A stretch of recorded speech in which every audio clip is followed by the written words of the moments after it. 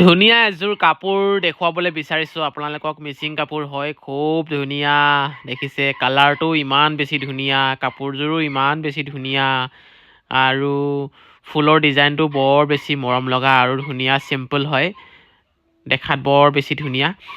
তাৰপিছত এইখন চাদৰ হয়, যিখন মই দেখুৱাই আছোঁ, আৰু এয়া হৈছে চাদৰৰ পটি। বহল বহল হয় পটিকেইটা, চিলাই ল'লে বৰ বেছি ধুনীয়া লাগিব। কালাৰটো কিন্তু ইমানেই উজ্জ্বল, পিন্ধিলে যে বহুত বেছি ভাল লাগিব। আৰু এইটো ব্লাউজৰ পিছতো খুব ধুনীয়াকৈ এইটো পটিটো পাই যাব আপোনালোকে ডাঙৰকৈ। এইটো ব্লাউজৰ পিচ হয়। আৰু মেখেলাখনো মই দেখুৱাই দিছোঁ। এখন হৈছে মেখেলা, খুব বেছি ধুনীয়া কাপোৰযোৰ, চিম্পুল হয় কিন্তু দেখাত বৰ বেছি ধুনীয়া কাপোৰযোৰ, আৰু কালাৰটো বহুত ধুনীয়াকৈ উজ্জ্বল হয়।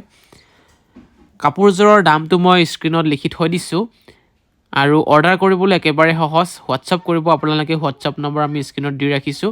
আৰু এটা কথা কৈ থওঁ শেষত, কাপোৰযোৰৰ চাদৰখন বহুত বেছি দীঘল নহয়। যদি ওখ কোনোবা গ্ৰাহকে ল'ম বুলি ভাবিছে তেতিয়াহ'লে অকণমান অসুবিধা হ'ব।